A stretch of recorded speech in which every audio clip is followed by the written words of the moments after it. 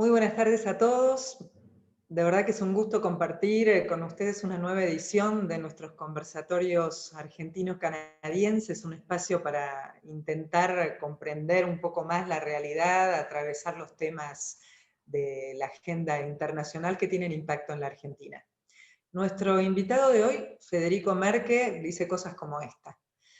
En un orden político mundial cambiante, donde la hegemonía estadounidense está en duda y hay una nueva distribución de poder, es donde el sur tiene otro lugar. Y nuestro lugar, nos preguntamos qué país somos, qué rol tenemos.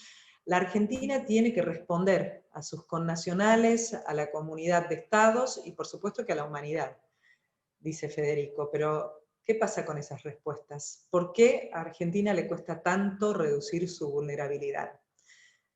Algo de esto vamos a tratar, vamos a comenzar por el mundo primero, ¿no? Pensaremos estos y otros temas juntos con Federico Merke, que es un reconocido académico de Relaciones Internacionales, es especialista en Relaciones Exteriores Latinoamericanas. Federico es profesor de la Universidad de San Andrés, en donde enseña e investiga sobre asuntos internacionales y de política exterior, y también dirige la maestría en Política y Economía Internacionales. Además, es investigador del CONICET, es profesor en el Instituto del Servicio Exterior de la Nación, en el ISEN. Y para entrevistarlo, invitamos a Gabriel Puricelli, a quien gran parte de la audiencia conoce. Gabriel es sociólogo y desde 1998 analista político-económico de la Embajada de Canadá en Argentina y el Paraguay. Es docente de la especialización en estudios contemporáneos de América y Europa por la Universidad de Buenos Aires, certificado en Derecho Internacional de los Derechos Humanos por el Instituto Internacional de Derechos Humanos en Estrasburgo, Francia, y maestrando en estudios internacionales por la Universidad Torcuato Di Tella. A los dos, muchísimas gracias por compartir este diálogo.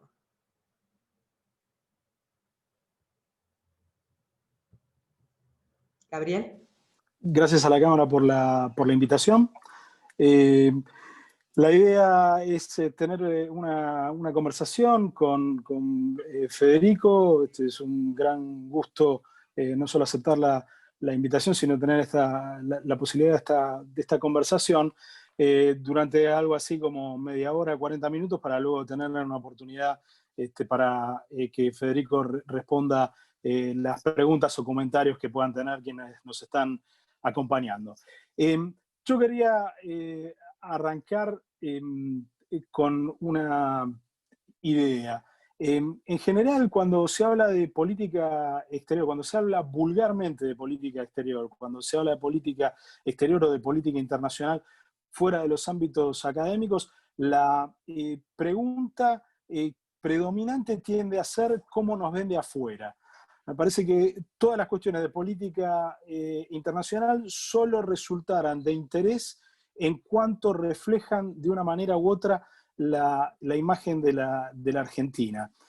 Por el contrario, y me parece que la oportunidad de la conversación hoy nos podría llevar en esa otra dirección, el abordaje más fecundo de la política internacional me parece que es darle a la política internacional el lugar que tiene independientemente de la Argentina, aunque luego, por supuesto, nos esforcemos por entender cuáles son las implicaciones de ese escenario global respecto de la situación regional y de la situación de la Argentina. Así que yo simplemente para darle primero la palabra a Federico, le querría proponer que nos haga un panorama bien genérico de la situación internacional, sin preocuparnos primero por esta pregunta autorreferencial tan frecuente en la conversación vulgar.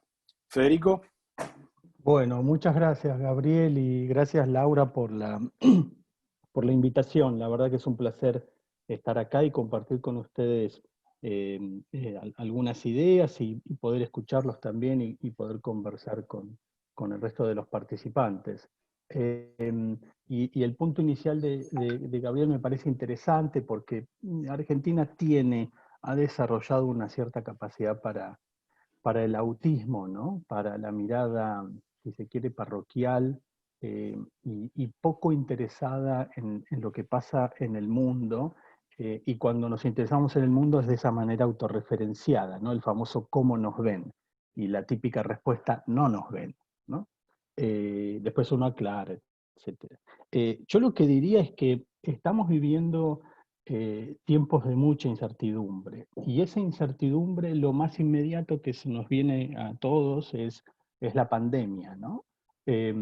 Mi idea no es hacer mucho comentario sobre la pandemia, los datos están, la incertidumbre está, nadie sabe bien cómo va a terminar esto, cuáles son los plazos, etcétera, pero claramente la pandemia es un mal público, ¿sí? En el mundo podemos tener bienes públicos, eh, como el libre comercio, como la libre navegación de los mares, como la democracia en América Latina, o los derechos humanos, o una moneda estable.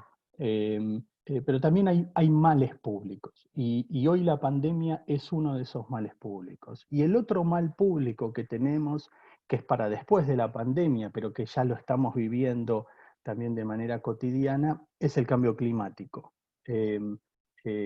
La pregunta es cómo vamos a poder encarar el cambio climático a partir de la experiencia de la pandemia, ¿no? Pero a mí lo que me preocupa desde un punto de vista de la política internacional en este momento es de alguna manera la falta de coordinación y de cooperación entre las grandes potencias, y cuando digo grandes potencias estoy pensando en Bruselas, en Beijing, en Washington, bastante menos en Moscú, básicamente Europa, China y Estados Unidos, la falta de cooperación y de coordinación de estas potencias para poder encarar males públicos, ¿no? El problema de los males públicos, en realidad, cuando estoy hablando de males públicos, estoy hablando de bienes públicos. En este caso, un bien público sería la salud global, y el otro bien público sería la sustentabilidad global. Y el problema de los bienes públicos, ustedes saben muy bien, es quién los provee, ¿no? Porque son bienes que no son rivales y no son excluyentes, entonces el mercado no tiene incentivos para hacer bienes públicos. Entonces, típicamente en una sociedad esto se resuelve con el Estado es el que ofrece bienes públicos. En el mundo, en política internacional, no hay un Estado, no hay un 911, no hay un gobierno mundial. Entonces, ¿quién es el proveedor de esos bienes públicos? Y hay por lo menos dos respuestas que podemos darnos.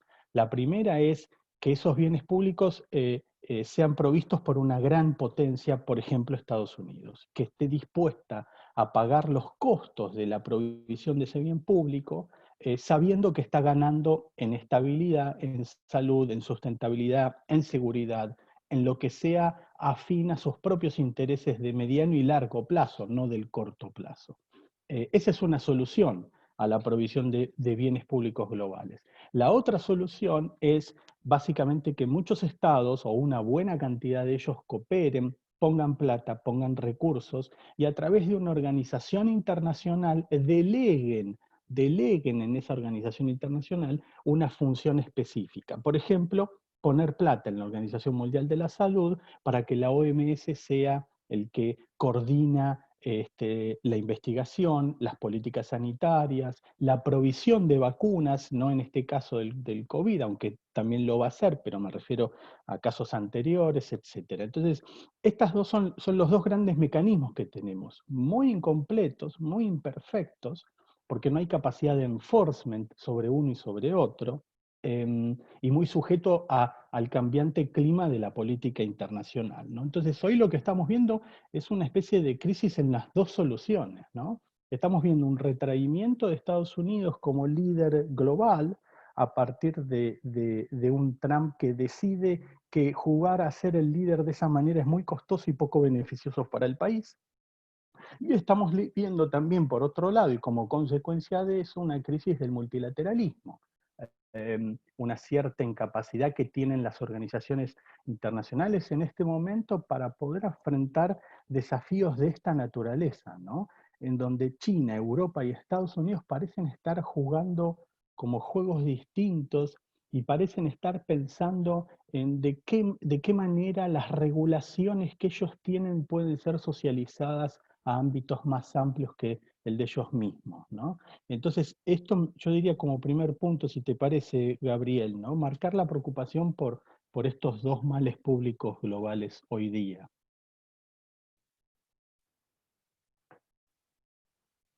Lo que tengo ahí alguna demora en sacarme el unmute, así que me disculpan si hago algún gesto raro cuando intervengo. Pero bueno, lo que sigue probablemente es preguntarse por las consecuencias, ante todo económicas, con una manifestación más evidente en lo comercial, pero con el impacto inmediato que tiene aguas abajo eso, de este panorama que vos describís, ¿no? En general, para hablar de estas cuestiones, se terminan utilizando metáforas viejas, ¿no? Inmediatamente se apela a la idea de Guerra Fría para describir la dinámica sino-estadounidense. Me parece que estamos en un momento donde nos faltan las palabras para esto, y por supuesto no te estoy invitando a que inventes ahora las nuevas metáforas, pero sí a que por un momento tratemos de dejar de lado los anteojos de mirar al pasado y nos preguntemos por los impactos inmediatos que tiene esta dinámica que vos señalabas recién. Sí, es una buena pregunta. Yo creo que tiene múltiples impactos, ¿no? O sea, yo separaría lo que es los efectos de la pandemia sobre la economía de lo que es los efectos de las tensiones en entre Estados Unidos y China, ¿no?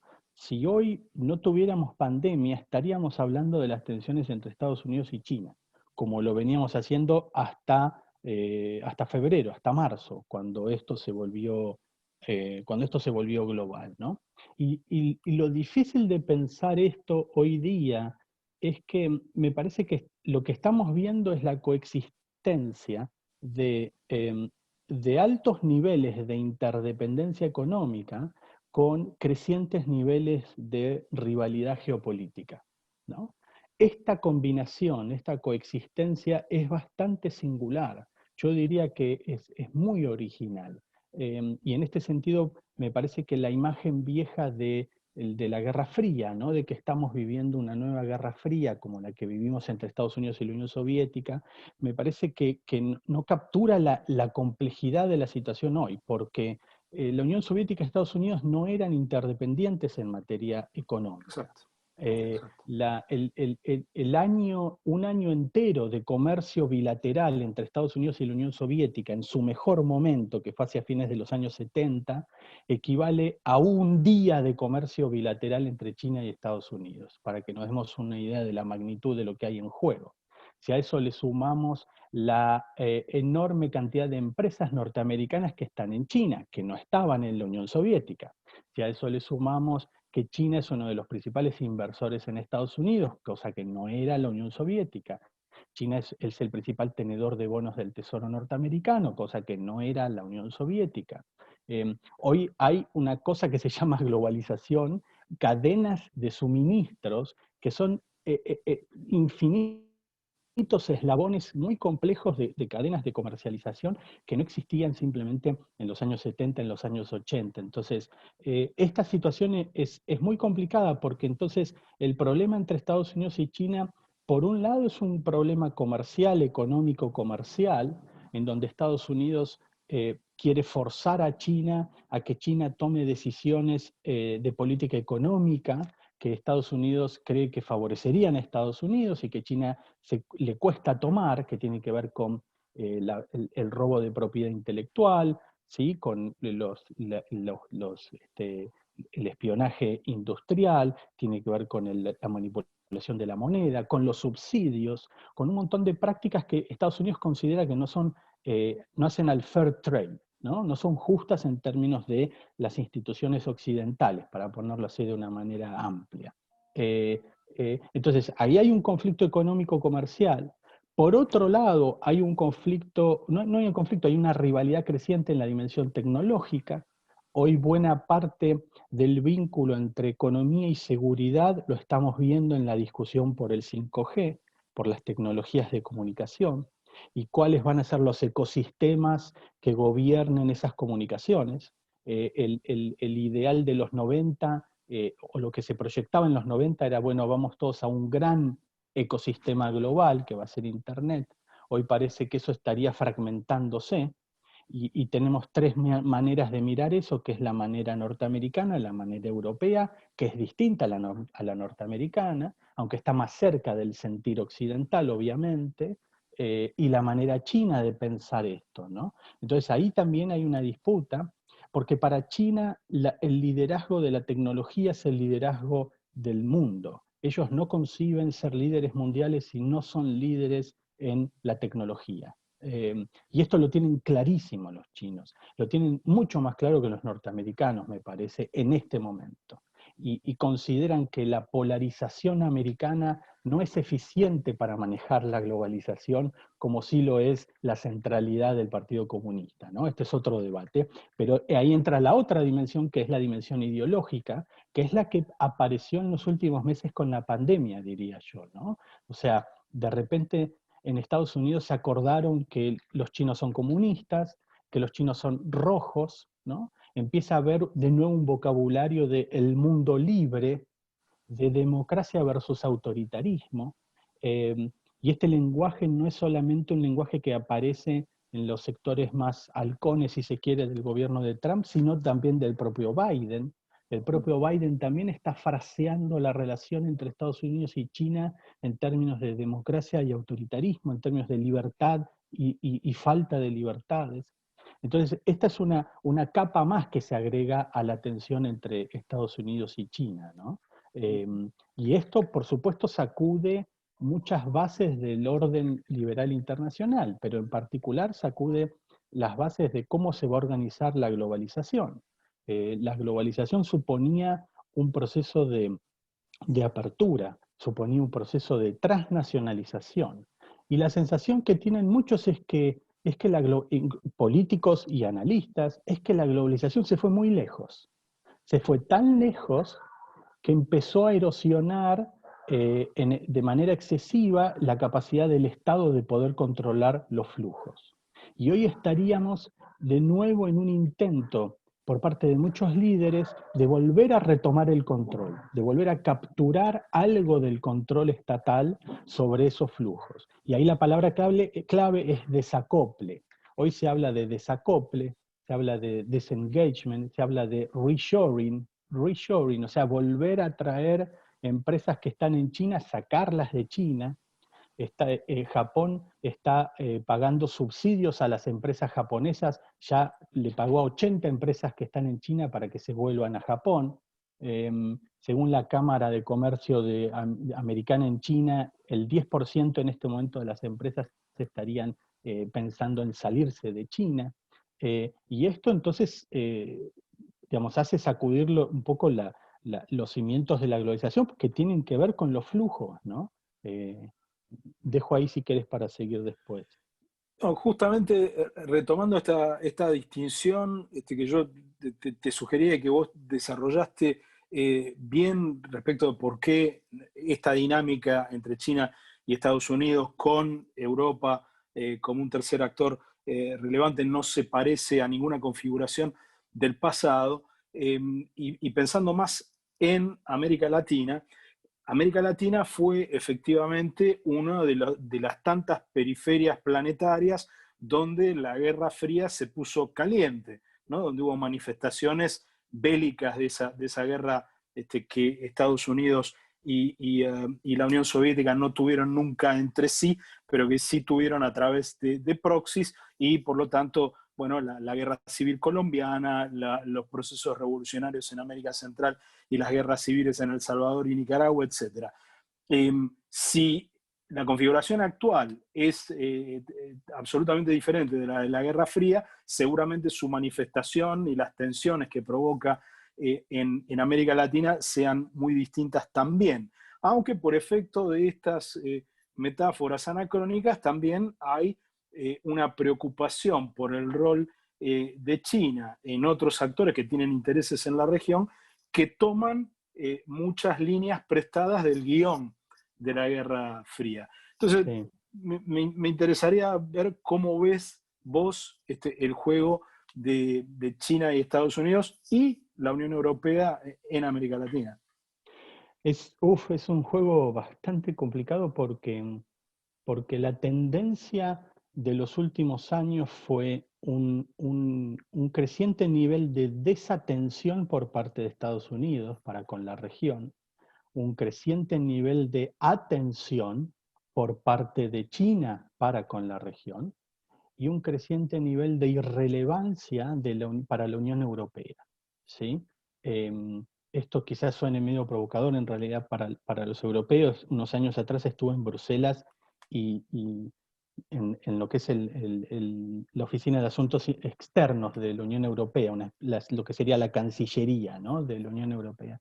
Y les dije, ustedes están perdiendo América Latina, y se quedaron medio como que esa es nuestra zona también, ¿no?, histórica. Y yo creo que Europa también ha desatendido a América Latina, no por cuestiones sentimentales ni culturales ni nada por el estilo, sino bueno, Europa ha tenido presiones internas y externas que lo llevan a mirar a otros lados, ¿no? Entonces, yo lo que veo en América Latina en este momento es un intento de Estados Unidos bastante tosco, si se quiere, bruto, de revertir esa tendencia. De golpe se dan cuenta de que China fue muy lejos en América del Sur. Acá América Latina es muy grande para marcar una sola tendencia, porque el grueso de Centroamérica, yo diría que está mucho más en la órbita norteamericana que en la órbita china. La presencia de China en Centroamérica es mucho más débil, porque de hecho China y México compiten por exportar manufacturas a Estados Unidos, ¿no? Pero en América del Sur el cuadro es otro, el cuadro es de una distracción de Estados Unidos y una penetración de China como no fue la penetración soviética. O sea, si en esos años de Guerra Fría que se hablaba de bipolarismo, veíamos a dos grandes superpotencias con mucha preocupación, la realidad en el terreno era que uno no iba a un supermercado soviético de la esquina.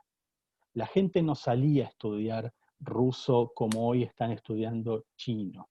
La presencia, te diría, económica, cultural, de inversiones, de seres humanos de China, no es la que había de la Unión Soviética. Hoy es mucho más notable. Entonces, me parece que el bipolarismo hoy en América del Sur, bipolarismo entre polo Estados Unidos y polo China, es mucho más marcado que el bipolarismo soviético-americano de los años de Guerra Fría. Yo sé que esto quizás suene medio provocador, pero el nivel de comercio que tenemos con China no teníamos con la Unión Soviética. Argentina durante unos años hizo negocios con la Unión Soviética cuando Estados Unidos puso el embargo cerealero y los militares argentinos dijeron, bueno, aprovechemos las circunstancias, pero fueron un par de años. En general los países no teníamos un comercio fluido con la Unión Soviética como el que tenemos hoy con China. Si uno mira a los países de la región, China es el destino 1, 2 o 3. Compitiendo cabeza a cabeza con Europa y con Estados Unidos, y la tendencia en los últimos 15 años fue la de ir ascendiendo, ¿sí? China hoy casi está compitiendo con Brasil para la Argentina. Leí hace poco que incluso este año le habíamos exportado más a China que a Brasil. Supongo que será efecto de la pandemia, Te pero hago una observación ahí, Federico, nada más, puramente informativa, porque fue una pregunta que se me hizo hace unos días y que me llevó a chequear los números. Y en el primer semestre de este año, ya impactada la realidad por la pandemia, el comercio bilateral con Brasil siguió siendo significativamente más grande que con China. ok, Pero ok. sí hubo algún mes de los últimos 12 donde el comercio bilateral con China superó al comercio con Brasil. En esa situación estamos. Claro, claro. Este, Pero bueno, eso es interesante, ¿no? Que China está ocupando lugares. China es el primer socio comercial de Brasil, de hecho. Entonces, si uno mira lo que es la presencia de inversiones, la presencia del comercio, la presencia de la ayuda para el desarrollo, China está dando cada vez más plata en la región. La compra de empresas, el interés de China en la diversificación, ¿no? Empezó con algunos sectores, hoy se está empezando hoy no, ya en los últimos 10 años se ha diversificado, etcétera, etcétera. Eso coloca a América Latina en una situación que por un lado puede ser una oportunidad, pero por otro lado puede ser un enorme riesgo de no solamente depender de uno, sino ahora depender de dos, ¿no? ¿Y qué pasa si entre esos dos se pelean? Y se pelean tanto a un punto en que cada uno nos exige la mayor de las lealtades. Y nos dice, bueno, ¿y vos de qué lado estás? ¿No? Yo creo que ese momento todavía no llegó y creo que la región debería trabajar para que ese momento no llegue, ¿no?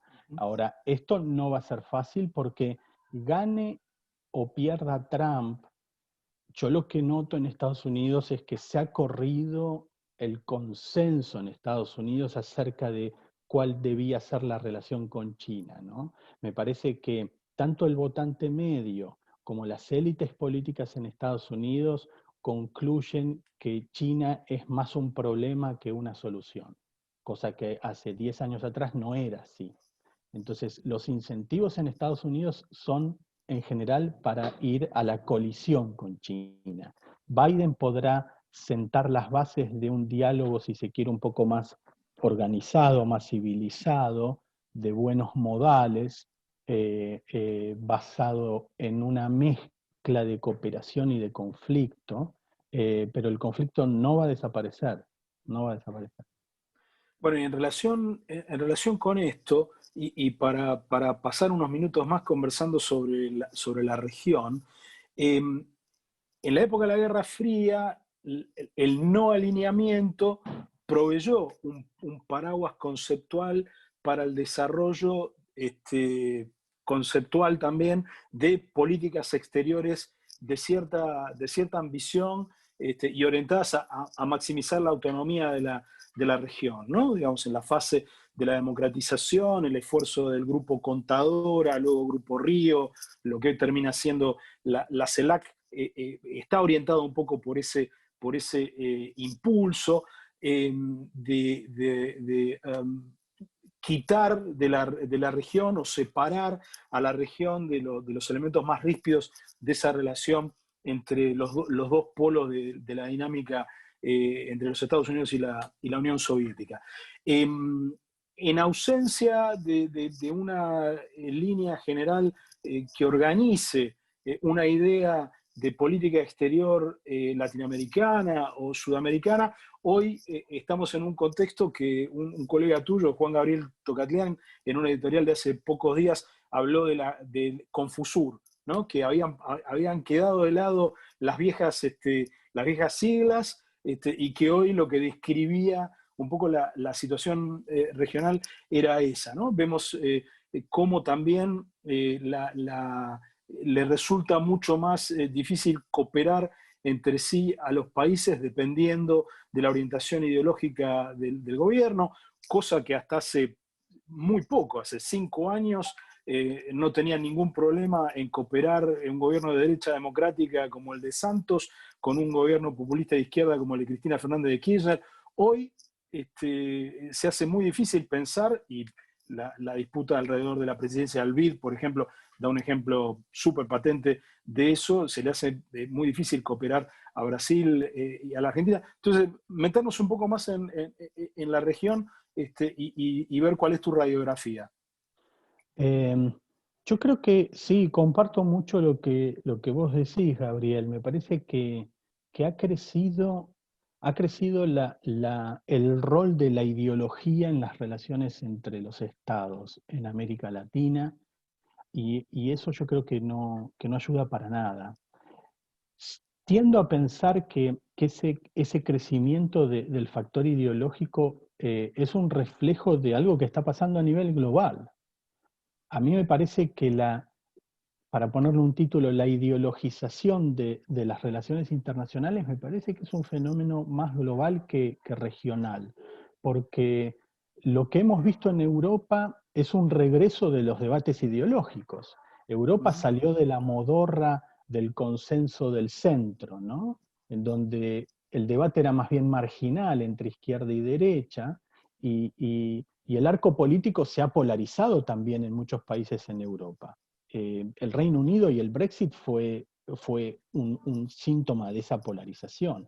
Lo mismo ha pasado en Estados Unidos. Estados Unidos está en un sistema político hoy de los más polarizados de su propia historia. Si uno ve cómo votan demócratas y republicanos en el Congreso, están votando claramente de maneras muy distintas. La zona de encuentro, ¿no?, de ese demócrata de derecha y el republicano de centro, prácticamente se ha extinguido en el Congreso.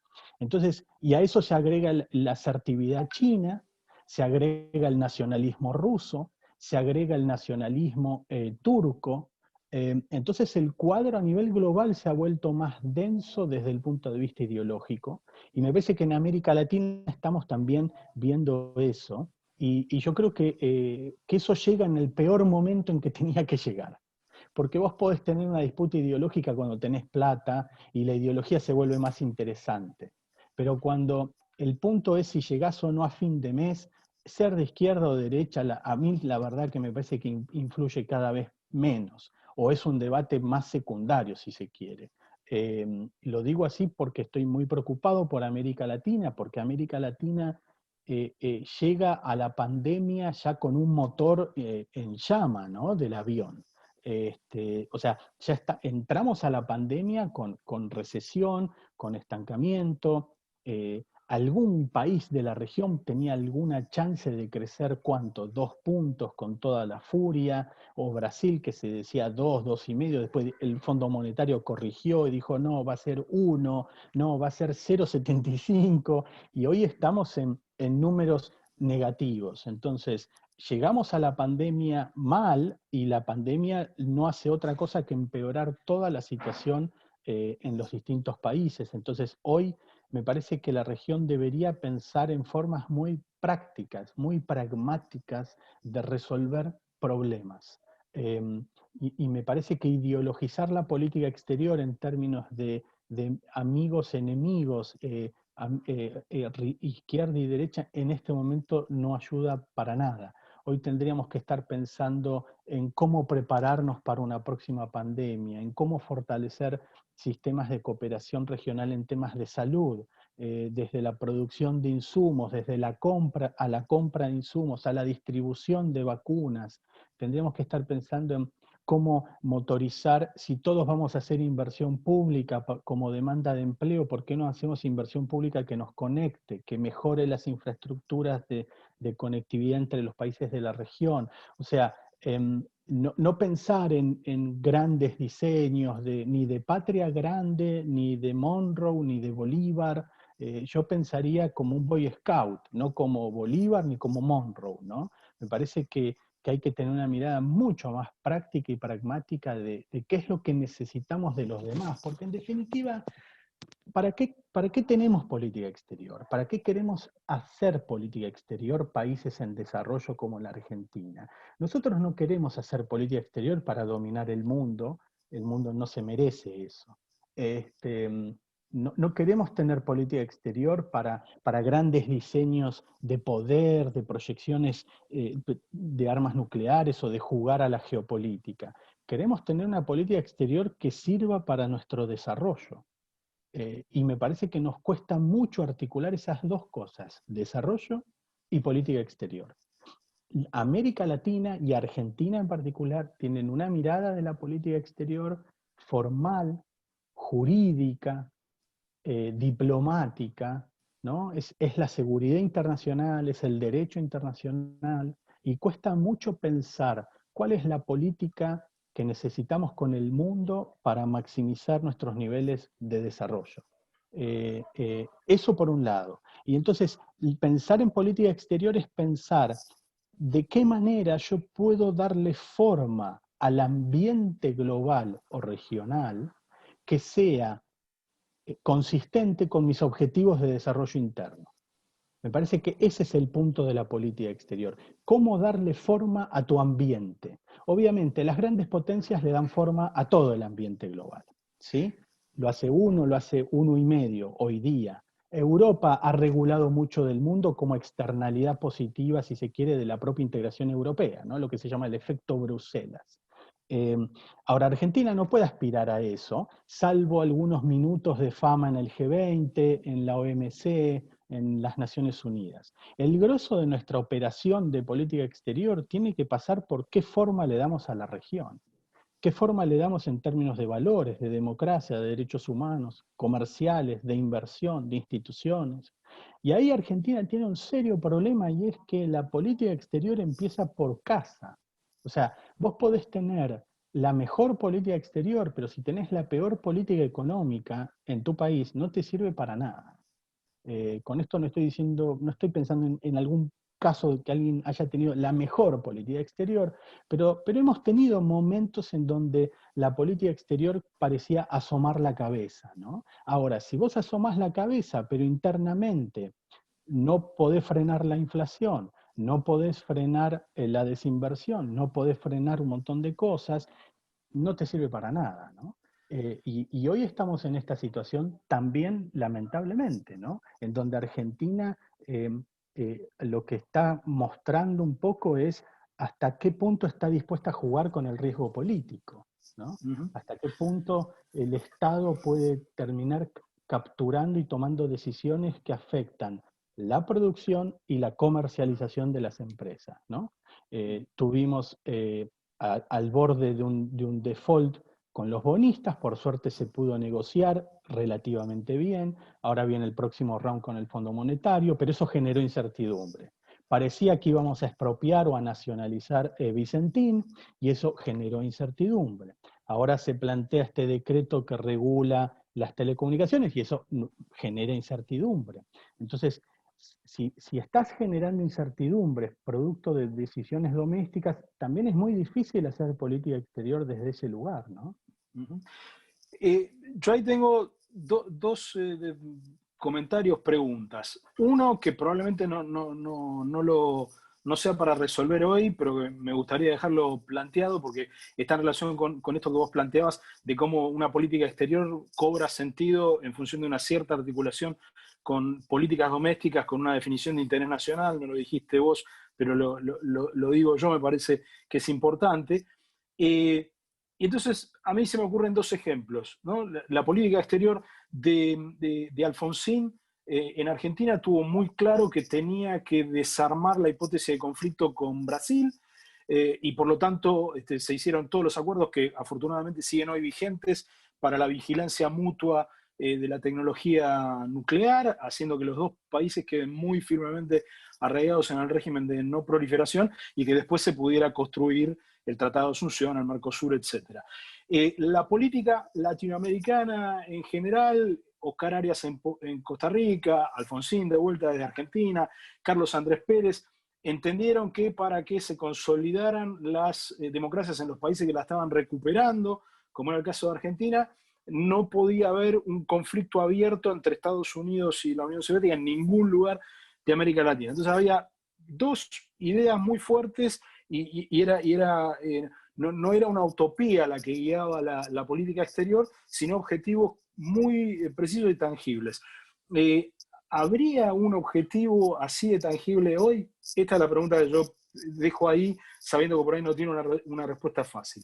Y lo otro, para seguir con el hilo de tu conversación desde lo global hacia lo local, vos escribiste un artículo en noviembre pasado sobre imaginando las preferencias de política exterior del Frente de Todos cuando todavía no era una realidad de gobierno. Y entonces nada, me interesaría ver cuál es tu visión de cómo se ha ido perfilando o no ese conjunto de preferencias para definir o no una política exterior del gobierno actual. Me estás haciendo trabajar mucho, a ver. Porque empezando por lo último, no sé, creo que ya me olvidé lo que escribí en noviembre, entonces me cuesta mucho ahora decir, bueno, a ver, si la Te pegué o paso el no. link. Tengo el link acá a mano. Lo que sí creo, contestando primero la última pregunta, cómo empezaba, ese texto lo hice justo cuando, después de que ganó Alberto Fernández y estaba por asumir, ¿no? Un poco imaginando, bueno, yo planteaba cuáles eran las herencias del gobierno de Cambiemos y cuáles eran las preferencias del gobierno de Alberto Fernández en un contexto de restricciones internacionales, ¿no? Ese era el punto. Yo suelo decir que en política exterior uno no hace lo que quiere, hace lo que puede, ¿no? O sea, cómo podés traducir tus preferencias en estrategias realistas que más o menos se acerquen a donde uno quiere llegar, ¿no es cierto? Y uno de los puntos quizás que para mí eran más importantes cuando empecé a escribir ese texto, tenía que ver con la coalición. Hay una literatura interesante acerca de cómo las coaliciones hacen política exterior, ¿sí? Porque nosotros tenemos un gobierno de coalición que es más que el kirchnerismo e incluso es más que peronismo. Hay no sé ahora cuántos, 14, 15 grupos políticos que están detrás de esa coalición. Obviamente la cara visible es el peronismo, pero es un peronismo muy amplio. Es un peronismo que en estos días recibió uno de los principales golpes de un peronista, ¿sí? Como Eduardo Duhalde. Y uno de los problemas que tienen las coaliciones es cómo negocian cuáles son sus preferencias de política exterior. De qué manera se hace esa negociación en coaliciones que pueden tener distintas miradas ideológicas al interior de esa coalición. Y yo me parece que digamos, el planeta Alberto Fernández o el planeta Frente de Todos es como que todavía no se enfrió, ¿no? No está frío, está como todavía en temperatura, eso por un lado. Entonces me cuesta aún dar una definición. Y por otro lado, lo que veo es que dentro de esa coalición, los dos grupos que yo señalaba en el trabajo la existencia de dos macrogrupos, ¿no? Un grupo, si se quiere, más nacionalista, más estatista, que circula alrededor de la Cámpora y sus coaliciones, y un grupo, si se quiere, un poco más aperturista, más pragmático, que giraba en torno a algunos gobernadores, a la figura de Sergio Massa, a referentes de la economía como se me olvidó el nombre, Guillermo Nielsen, ¿sí? O sea, yo decía, esta es una coalición en la que tenés a Juan Grabois y a Guillermo Nielsen en la misma coalición. Entonces, ¿cuál va a ser la política exterior de esa coalición? Yo creo que no han encontrado un equilibrio, por un lado.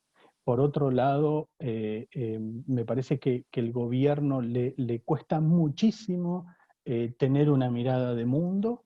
Están muy absorbidos en lo doméstico, en los problemas del día a día, y les está costando construir una suerte de narrativa o de relato acerca de qué es lo que pretenden del mundo y qué es lo que Argentina le puede dar a ese mundo.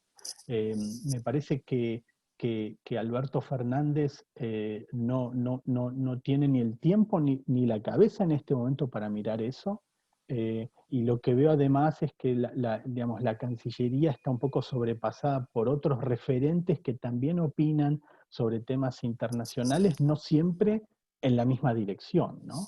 Entonces a mí me cuesta mucho encontrar un libreto en este momento. No sería muy positivo en la evaluación hasta ahora, ¿no? Y eso se traduce, por ejemplo, en qué queremos hacer con la Unión Europea.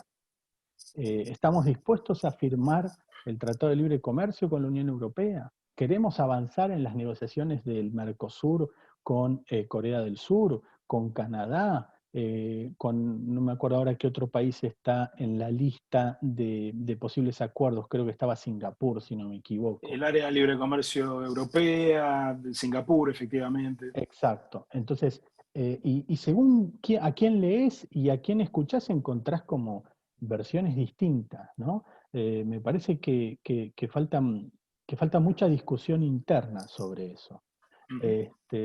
Y sobre la primera pregunta, ¿cuál podría ser esa mirada del conjunto? Me cuesta pensarla, pero yo creo que de nuevo, la clave pasa por el desarrollo. Pasa por el desarrollo y yo empezaría por cosas más básicas que tengan que ver, por ejemplo, la salud nos puede dar una buena excusa para pensar en cooperación, la infraestructura, la conectividad física y digital, la armonización de políticas públicas, desde políticas impositivas a cómo manejamos la inversión. Si supongamos que terminamos firmando con la Unión Europea, eso va a implicar muchos cambios internos en lo que es el Mercosur. Entonces, ¿cómo podemos, que no son fáciles y muchos dicen hasta pueden ser negativos, ¿sí? Entonces, bueno, ¿cómo podemos aprovechar toda esa normativa que en realidad estamos importando de Europa? ¿Cómo la podemos aprovechar a nuestro favor, ¿no? Para poder abrir otros frentes e interactuar de otra manera con otros socios, ¿no? Esto es todo un desafío ese que tenemos por delante y no veo una discusión. Yo no la veo. No veo quién esté hablando de Mercosur Unión Europea, cuando es un acuerdo de enorme importancia para nuestro país, de enorme importancia, no solamente en clave comercial, sino en clave política y hasta diría geopolítica, ¿no? Porque yo en la tensión, yo personalmente, ¿no? En esta tensión entre Estados Unidos y China me quedo con Europa. Pero bueno. Bueno, gracias, Federico. La verdad que la conversación me parece muy, muy fructífera y prácticamente no dejamos ninguna piedra sin dar vuelta. Pero me parece que sería oportuno y fructífero escuchar algunas preguntas. Así que, Laura, dejo eso en tus manos a ver si podemos abrir esta conversación de dos a una cosa más polifónica.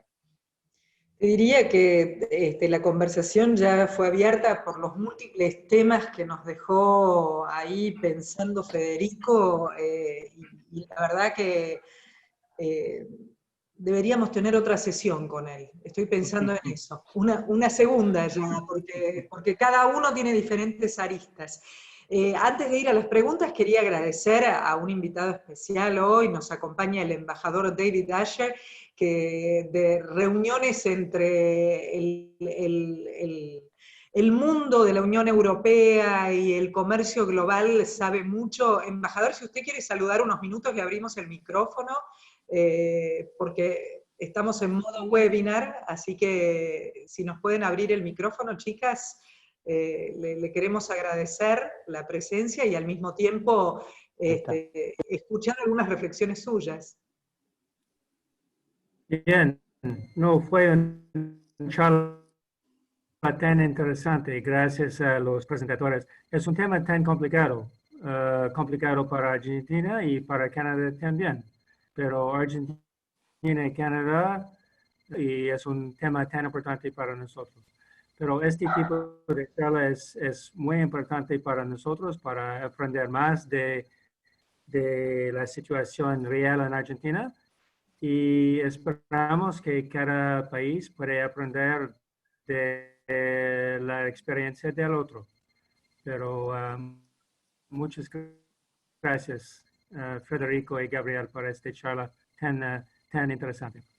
Y el CCAC también, para estar el organizador de este. Un placer, muchas gracias, embajador.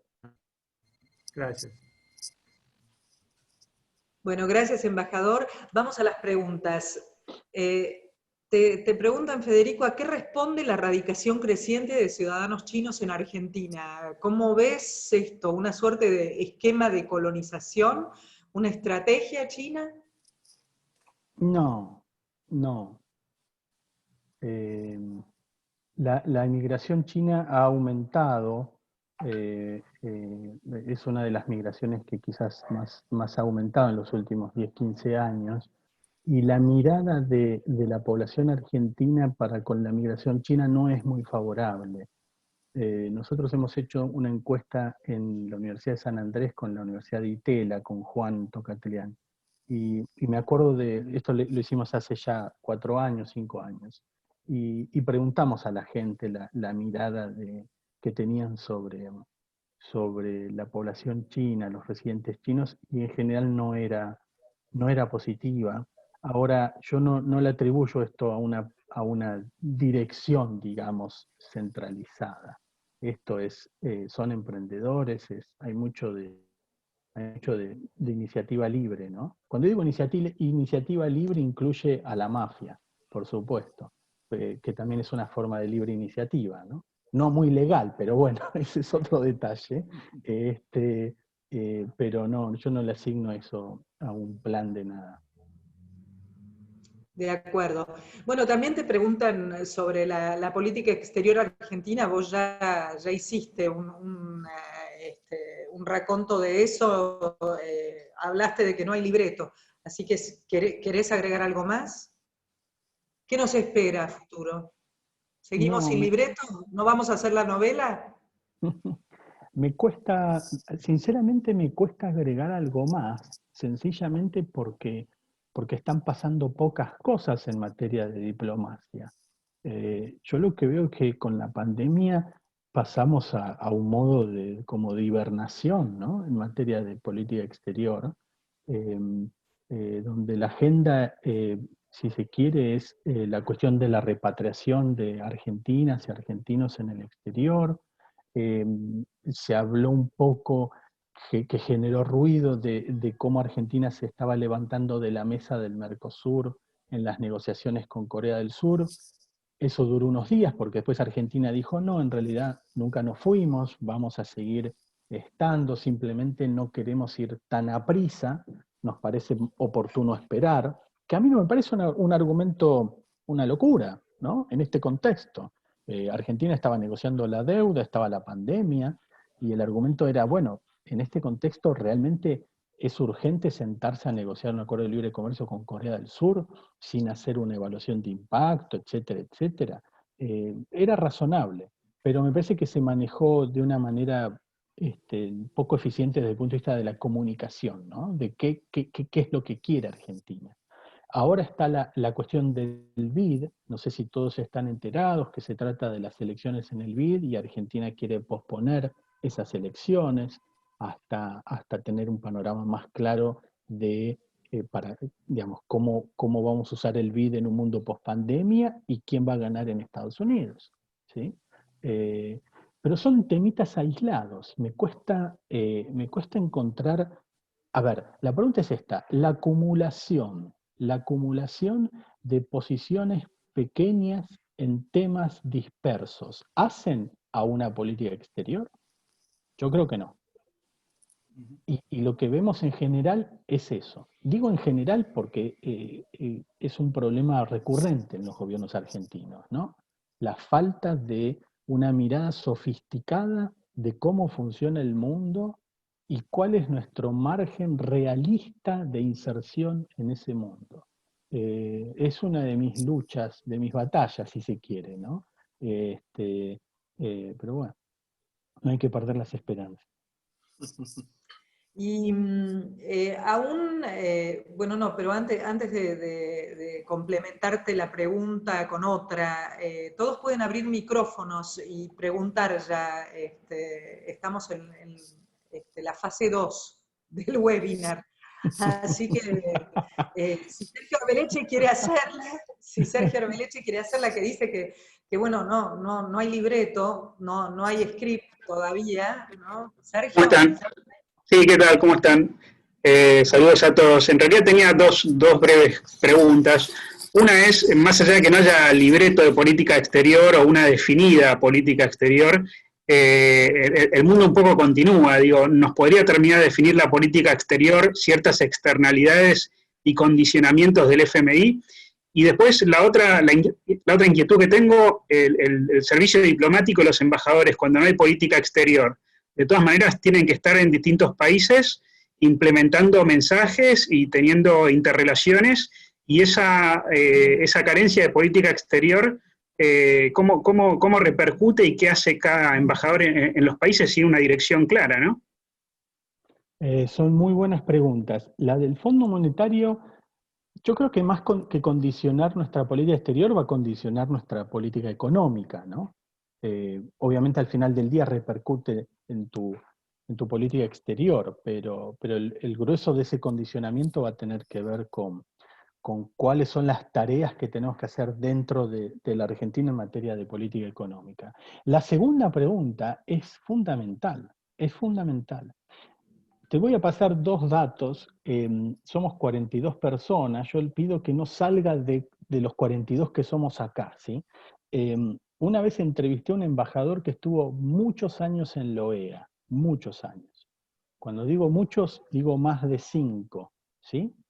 Me dijo, Federico, en los 8 años, 7 años que yo estuve en la OEA, solamente recibí 2 instrucciones. ¿Está claro? 2 instrucciones. Una vez entrevisté a un embajador en Australia, que estuvo varios años en Australia.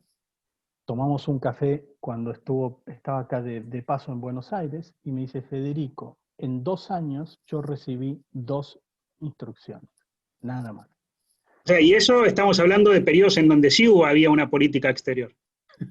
Estamos hablando de periodos en donde yo ya había terminado el colegio secundario, sí. Claro. ¿A qué voy con esto? Y David, el embajador, lo debe saber muy bien. Cuando un embajador no recibe instrucciones de arriba, genera sus propias instrucciones. Porque el embajador tiene que tener la habilidad de captar qué es lo que está pasando en el país en donde está trabajando, y cómo lo que está pasando en ese país puede ser una oportunidad para tu propio país.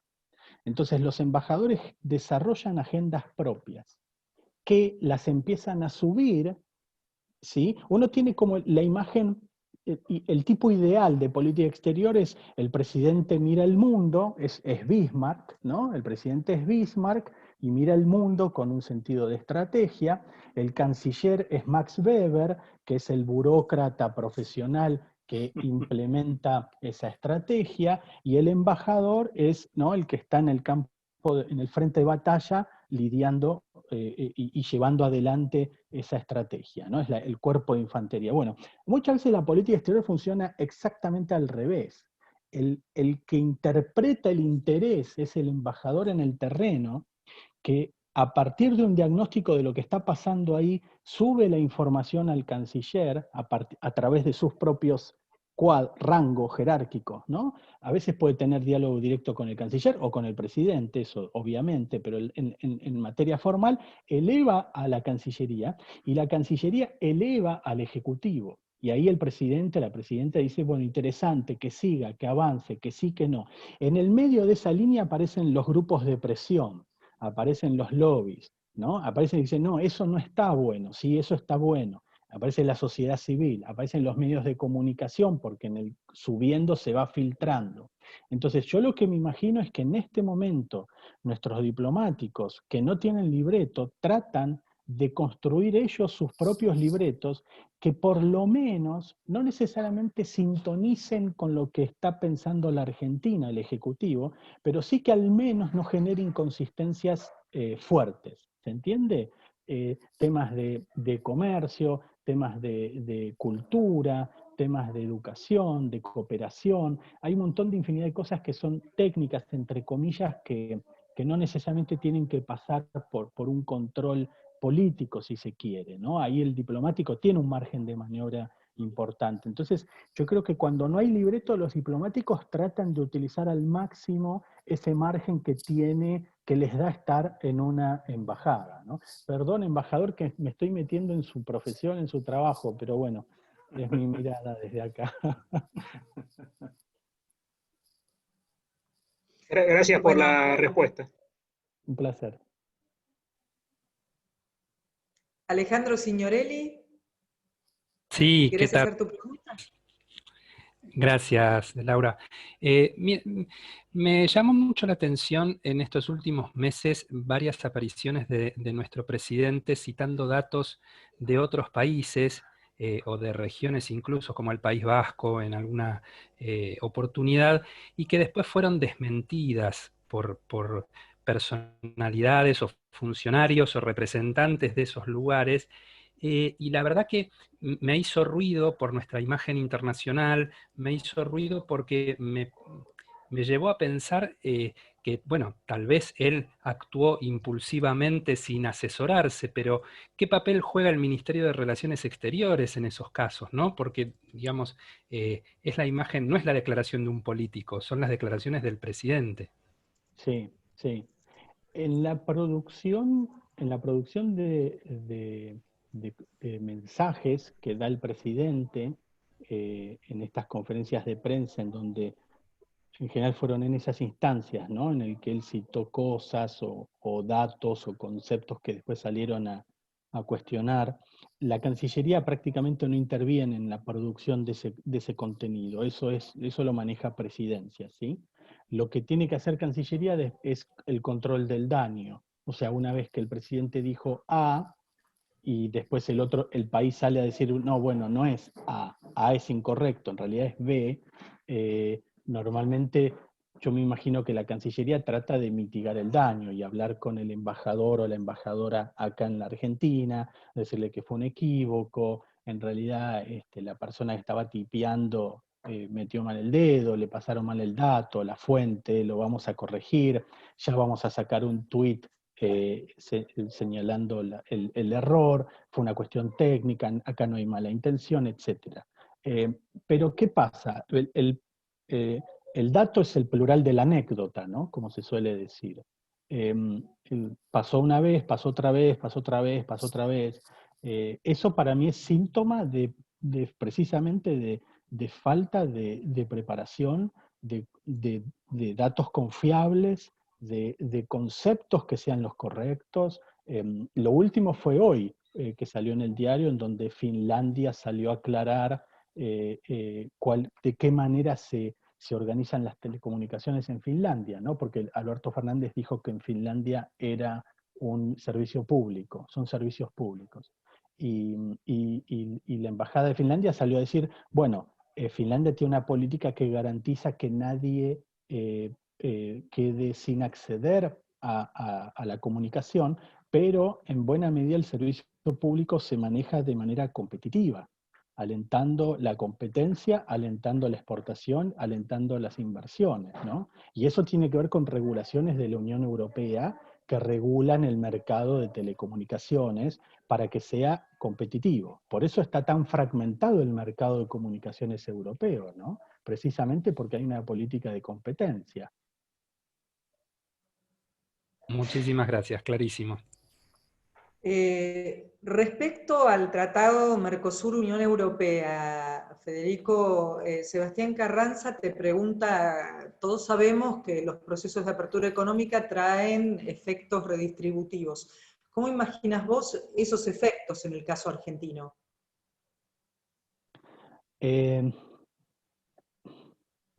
No sé cuánto me imagino. Los datos que hay de modelos de simulación que se hacen, ¿no?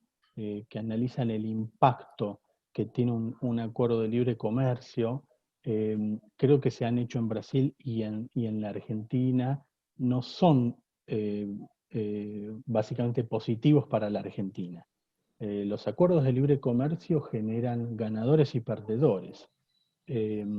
Acá habría algunos ganadores que son sectores que en realidad ya vienen ganando, porque Europa tiene aranceles bajos, y habría perdedores que tienen que ver con sectores industriales, ¿no? El sector automotriz hay que repensar cómo se va a reorganizar, y esto implica negociar con Brasil, porque el sector automotriz argentino está muy imbricado con Brasil, ¿no? La mitad del Mercosur es autos, básicamente. Entonces, yo lo que diría es, en general los economistas sostienen que el acuerdo, mirado en términos puramente mercantilistas, ¿no?, de quién ganó y quién perdió sectores, el acuerdo no es bueno para el Mercosur, es un poco mejor para la Unión Europea. Esto implica dos cosas. Por un lado tendríamos, asumiendo que se firme, se apruebe, todavía tiene que pasar bastante agua debajo del puente, pero asumiendo que esto sale, más o menos tendríamos 10, 11, 12 años para adaptarnos al mercado liberalizado, ¿sí? Entonces tenemos 10 años para pensar cómo nos vamos a preparar para ese escenario, ¿sí? Por un lado. Y por otro lado, la clave del Estado argentino me parece que pasa por dos lados. ¿Cómo compensamos a los potenciales perdedores? Porque esto es lo que hizo todo país que se abrió, fue compensar a los que perdían con la apertura. Estados Unidos y Europa se abrieron manteniendo ese equilibrio entre apertura hacia afuera y protección hacia adentro. Esto es lo que se ha roto en Europa y en Estados Unidos. Y por eso hay populismo, hay nacionalismo y hay un montón de cosas. Porque se ha roto ese equilibrio entre apertura y compensación. Entonces el Estado argentino tiene que pensar en cómo compensar. Y además tiene que pensar en qué instrumentos le va a dar a las empresas en capacidad de competir para poder competir en Europa. Y para esto es clave créditos a largo plazo que sean accesibles, capacidades para que las empresas inviertan en investigación y desarrollo, en desarrollo de tecnología, cómo se vincula el sector público con el sector privado, de qué manera el Estado puede ser un Estado emprendedor, que alimente y que genere incubadoras público-privadas de innovación, a partir de políticas impositivas que sean accesibles, de créditos a tasas bajas de largo plazo, etcétera, etcétera. El mito de que Google y Facebook y iPhone nacieron en el garage de un ingeniero loco que con 2 destornilladores armó un iPhone, es un mito, ¿sí? El iPhone está hecho de piezas que fueron financiadas por el ejército norteamericano, por ejemplo. Eso lo analiza muy bien Mariana Mazzucato en su libro El Estado Emprendedor. Google se benefició de un algoritmo que fue financiado por el Departamento de Defensa. Y así sucesivamente, y lo mismo Huawei en China, etc. O sea, esta idea del emprendedor privado que solo con su talento genera una revolución en el mercado, es una idea hermosa para una serie de Netflix, pero no es la realidad. La realidad es que el Estado subsidia e interviene mucho en los países centrales, estoy hablando, en procesos de innovación y de desarrollo tecnológico. Entonces me parece que tenemos que hacer exactamente lo mismo. Y tenemos 10, 12 años para prepararnos para ese escenario, ¿no? Lo cual es un desafío enorme. Enorme, enorme. Bueno, me lo anoté, El Estado Emprendedor, de Mariana Mazzucato. Mazzucato, es un libro fantástico. Con T. Sí, con T. Bárbaro. Vino a la Argentina hace unos años. Sí. Ya, gracias. Te pregunta Carlos Patiño, ¿qué opinión te merece el próximo y primer viaje de Alberto Fernández a China? Última pregunta ya. Hay que ir a China, me parece clave ir a China. A mí me preocupa que no haya ido a Brasil Alberto Fernández. Ha roto un poco con una tradición, ¿no? También la rompió Bolsonaro en no venir a la Argentina. Me parece que la relación con Brasil es clave para pensar, entre otras cosas, la relación con China y la relación con el resto de los países de América del Sur y el acuerdo Mercosur-Unión Europea. A mí no me parece mal que viaje a China, al contrario. Intuyo que detrás de esto hay una idea de descansar bastante en China en una situación de post-pandemia, ¿no? Y eso habría no tengo yo más información de esto, pero a mí es la señal que me transmite, ¿no? Si él va a China, no está yendo a... O sea, cuando uno va a un lado, no va a otro, ¿no? Está eligiendo por qué va a China y por qué no va a Brasil. y no va a Estados Unidos, sino va a Alemania, ¿no? Me parece que hay un instinto ahí de pensar de que China es una de las llaves que tenemos como para salir del pantano, ¿no? Por créditos, por inversión, por aumento del comercio, por lo que sea, ¿no? El otro capítulo muy sensible es el de la red 5G. China está liderando el tendido de 5G. China en este momento tiene 200.000 torres de conexión 5G en China, 200.000. Y va a tener cerca de 1 millón cuando termine este año. El modelo, la oferta china es bastante más económica, más accesible para los países que la oferta de la alianza de Estados Unidos con Europa, de 5G. Entonces, me parece que va a ser difícil decir que no a China en este tema. Como que hay que invertir la carga de la prueba y me tienen que mostrar por qué no tengo que elegir el modelo chino, ¿no? Y ahí hay un argumento muy poderoso de Estados Unidos y de Europa, y es: los chinos te van a espiar. No podés confiar en la tecnología china, porque detrás de la tecnología china está el gobierno chino. Entonces, ¿cuán confiables son las redes 5G chinas? Eso es otro gran debate, ¿no? Y me parece que Estados Unidos y Europa están yendo en esa dirección, en tratar de inhibir al máximo posible la expansión de Huawei. La última decisión de Donald Trump de prohibir la venta a Huawei de chips producidos por tecnología o software norteamericano, es un tiro muy fuerte contra Huawei. Yo no sé cómo se va a recuperar de esta decisión Huawei. Huawei tiene stock para fin de año, pero después no se sabe cómo se va a hacer de chips. Taiwán es uno de los principales proveedores y Taiwán no sabe cómo lo va a hacer esto, porque estaría inhibido por la decisión del embargo norteamericano, que es muy fuerte. Algunos consideran que es un tiro mortal, no para Huawei como empresa, sino para lo que es la tecnología de comunicaciones. Entonces, en ese contexto, en algún momento Argentina y Brasil van a tener que tomar una decisión en este tema, y ojalá se pueda tomar una decisión que sea lo más razonada y discutida internamente, ¿no? Porque detrás de una decisión tecnológica también hay una cuestión ideológica y geopolítica, ¿no? Entonces tenemos que estar muy seguros de hacia dónde vamos. Y si podemos ir como Mercosur sería mucho mejor. Si pudiéramos ponernos de acuerdo como bloque, yo creo que sería mucho mejor. ¿Qué chances hay? No lo sé, pero eso sería para mí lo ideal, ¿no?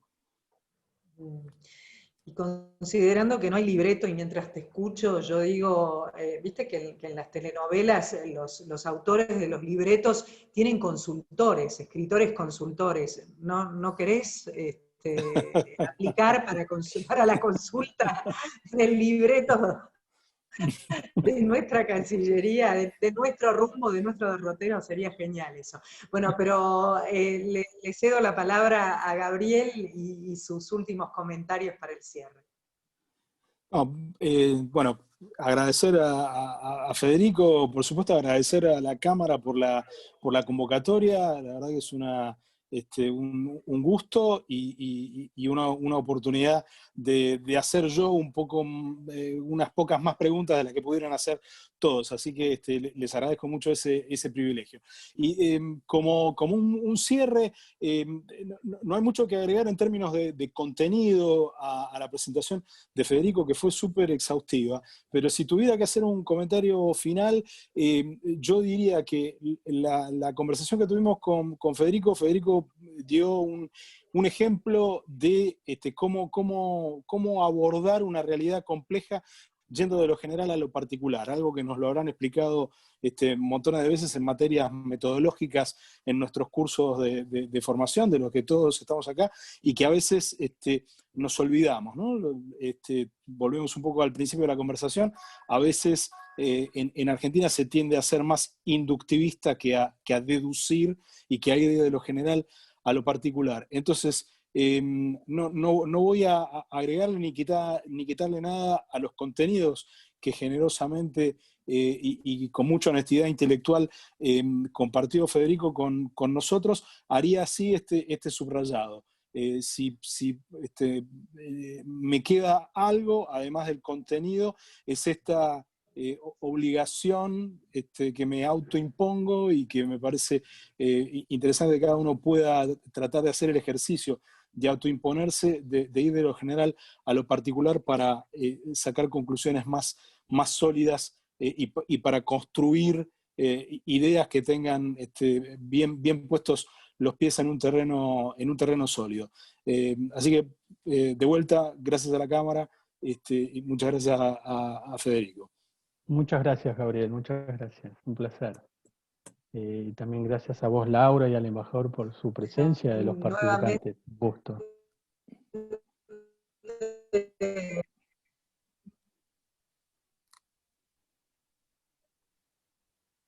Hola. Tengo mala conexión ahora mismo, o sea que debe ser el 5. Ahora volvió. Ahí estoy. Ahí está. Bueno, un placer enorme escucharte, Federico. Un gusto compartir este pimponeo con Gabriel. Muchísimas gracias a todos por estar con nosotros. Embajador, un oído privilegiado. Usted le dedicaron algunas frases, así que me pareció sumamente enriquecedor. Y yo creo, vamos por un segundo capítulo. ¿Qué te parece, Gabriel? Sí, por mí completamente dispuesto, aunque la pieza fundamental acá es Federico. Ya no tengo más que decir. De acuerdo. Muchas gracias a todos. Vamos a circular la grabación porque hay cosas para detenerse, parar, pensar, meditar y ir a lo que propone. Qué gracias, Federico. Bueno, un placer. Muchísimas gracias a ustedes. Un gusto. Que estén muy bien. Hasta luego. Gracias a todos. Hasta la próxima. Chau.